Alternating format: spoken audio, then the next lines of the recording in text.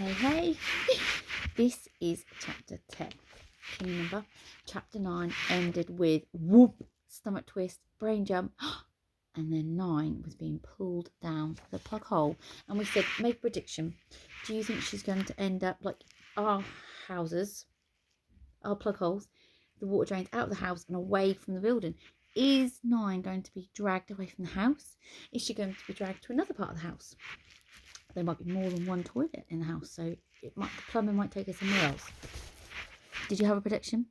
Let's see if your prediction is the correct one. Chapter 10. Down she plunged into watery darkness, hurtling through a black, swooshing, whooshing tunnel, faster than her brain could process it. 9 cried out as the tunnel turned sharply to the right, and her outstretched arms banged into hard metal before she was pulled further down. Her satchel thumped around her, the music box tinkling. Everything was black, wet, fast. Crash! 9 had landed in a watery heap inside a very small space. She put her hand above her head. There was some kind of hatch. She pushed it open and pulled herself up. 9 looked around and glowered. Her head was poking out of the white toilet on the wooden floorboarded hallway of what was presumably the 6th floor of the house. So she's still in the house. What the? She pushed herself out and stared in absolute disbelief. Not only had she climbed out of a toilet, but somehow her clothes were dry. Slightly smelly. Ugh. In fact, smelling of the toilet belched. 9 gagged as the toxic fumes billowed around her. Who or what had been in here she didn't even want to imagine. She leapt for the chain, her hand outstretched, but the toilet suddenly jumped backwards, out of her reach, and 9 hit the floorboards face first. Oi! 9 yelled, her arms still scrabbling for the flush, but the toilet giggled mischievously and hopped away on its pedestal. Oh, I hate toilets, 9 called after it. She paused for a moment to look at the 6th floor. She'd never ventured to this high before. There were still endless doors of all shapes and sizes, and the spiral staircase snaked its way up like a curved spine to the unreachable, ornately painted ceiling. The house might have 11 stories on the outside, but there were definitely more inside. She stared at the staircase and put her hand on the rope handrail, which spiraled up alongside the stairs. Where does it go? What's up there? There was so much still to explore. Madam, if you can hear me, called out Flabbergast from somewhere downstairs. The drink didn't work, but fear not, just hold on to something. Grimlock the Indomitable had another marvellous idea. Panic flashed through 9. She dropped the handrail, dashed for the hallway stairs, and hurtled down. Oh, good grief, no. She'd nearly reached the bottom. Not a marvellous idea. Anything but a marvellous idea. Doesn't sound like 9's got a lot of faith in Flabbergast, has she? Whoosh! Suddenly, 9 felt herself jolted upside down. She screamed as she clung to the banister railings with both of her hands, her legs dangling in the air. She looked around, wordlessly. No, 9 wasn't upside down. The house was.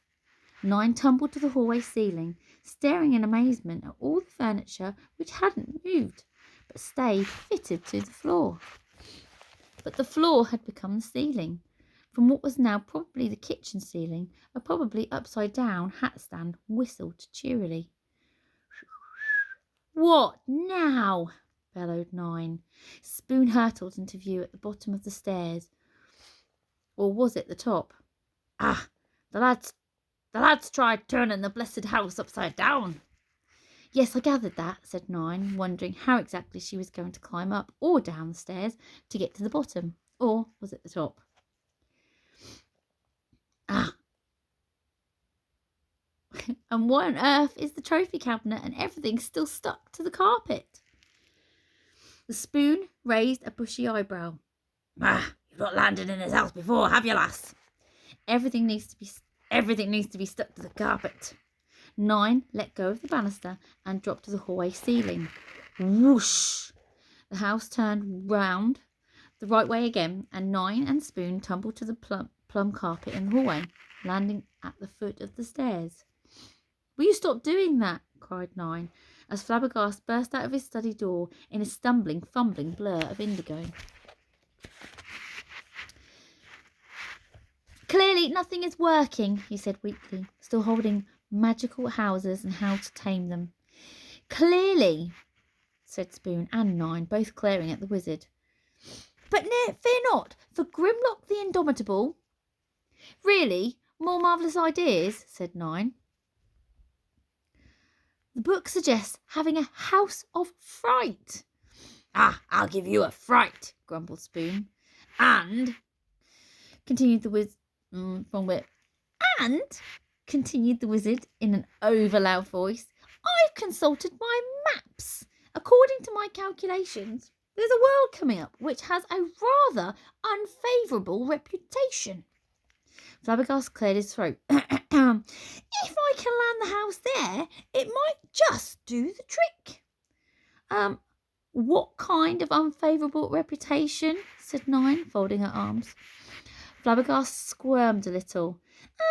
It's not exactly welcoming to visitors. Great, said 9, throwing her hands up in the air. Perfect.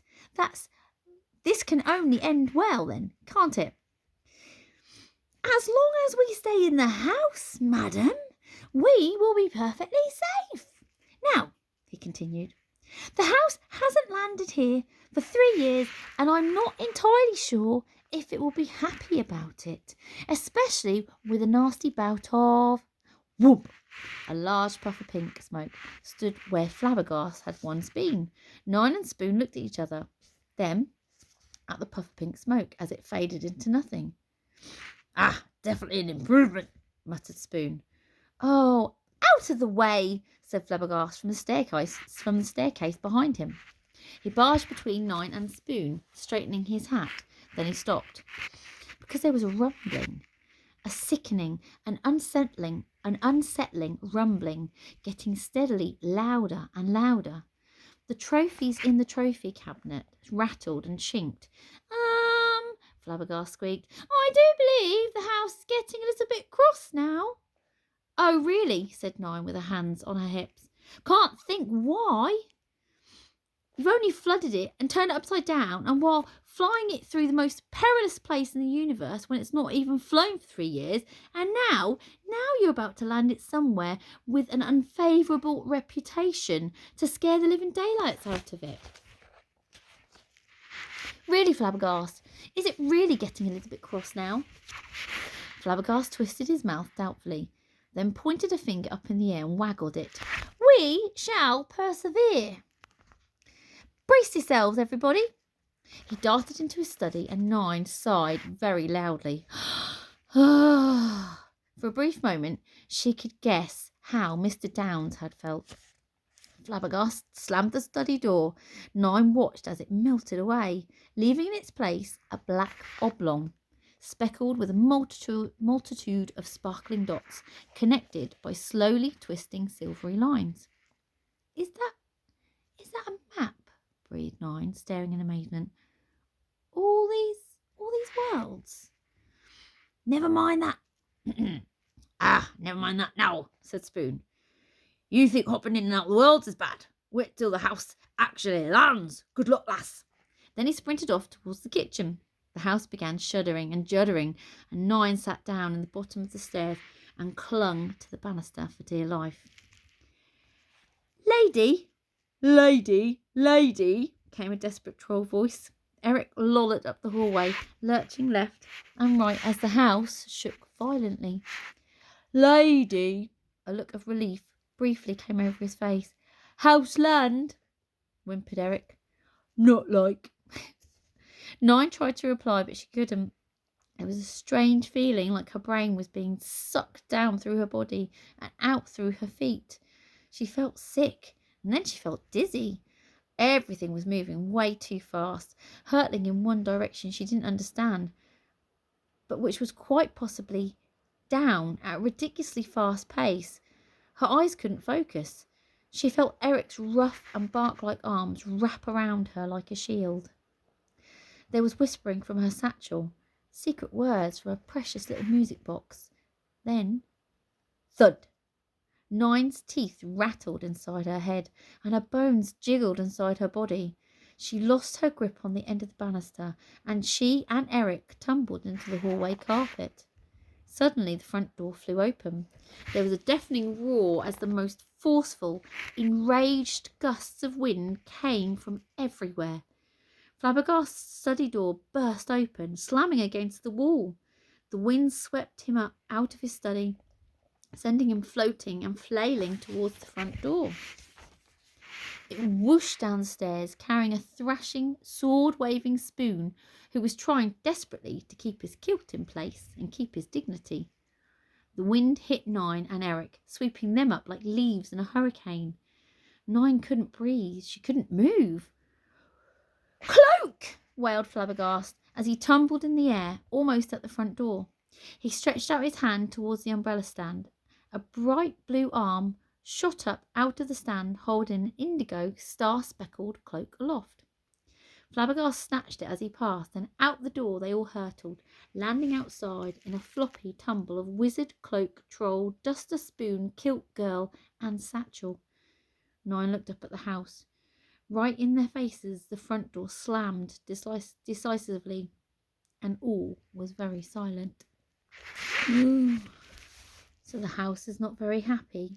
They've landed in a place which is not welcoming to guests, and it sounds like the house has chucked them out. What will happen in chapter 11? What do you think they're going to meet in this world? Make some predictions and let me know.